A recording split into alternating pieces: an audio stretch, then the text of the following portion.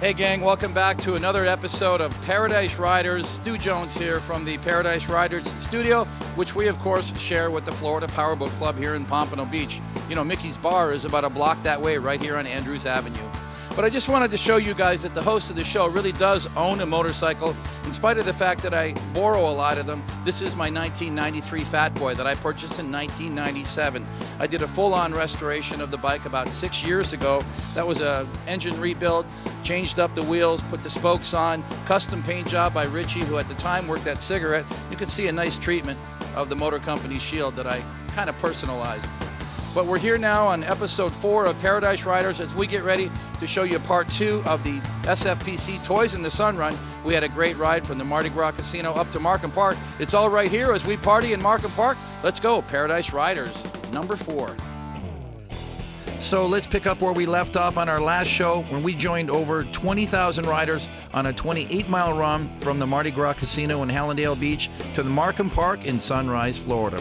It was VIP all the way as police escorted us along I-95 and then 595 westbound towards the Florida Everglades.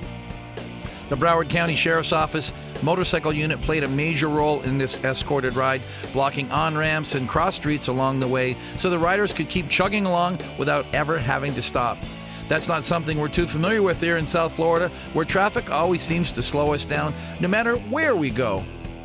Now you can imagine the excitement and all the energy these riders felt to have one special day of owning a major highway for the morning ride, but to have this on such a perfect day with blue skies and mild temperatures, I think many of us would agree it might have been one of the best riding days we've had in months. What an enormous variety of bikes we had on the run, each one being a personal expression of its owner, and I'd guess that we rarely see two bikes that are ever the same.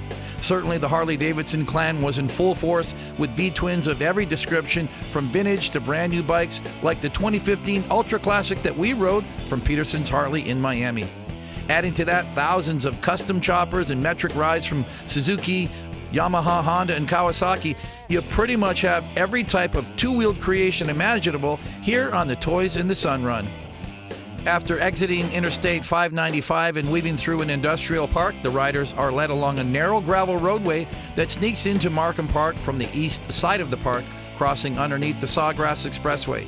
It's a good thing the bikes were limited to two abreast formation, because anything more than that might have caused a little overcrowding along the narrow trail. Right on cue, our Paradise Riders film crew were standing by to capture the parade as we made our way into Markham Park, and these video clips really give our viewers a true appreciation of just how many motorcycles take part in this amazing ride. It's difficult to understand the magnitude of this run, but imagine that the leading riders are starting to arrive here in Markham Park while there are still motorcycles leaving Mardi Gras Casino more than 25 miles away. That's when you really get the picture of just how massive this ride can be. It's been a couple of years since I rode on the toy run, and I don't suppose I noticed this as much as I do now, but I was really surprised to see so many riders who still do not wear their helmets. I mean, I realize it was all about our freedom back in 2000 when Florida jumped on the bandwagon and repealed the helmet laws. Of course, a lot of us tried it out for a while, including myself, but honestly, it felt kind of weird to me not to wear one.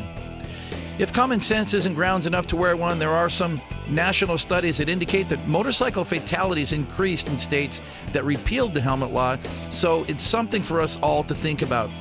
But we can all agree that life is worth living, so this is a shout out from a fellow rider that, especially for this type of highway riding, let's wear our helmets. It's not for your own sake, let's say it's for the sake of your close friends and family who might be pretty tore up if they were to lose you in a riding accident that might not even be your fault. You're watching Paradise Riders featuring the 27th annual SFPC Toys in the Sun Run, which is now arriving for a big party at Markham Park. Don't go away, we'll be right back.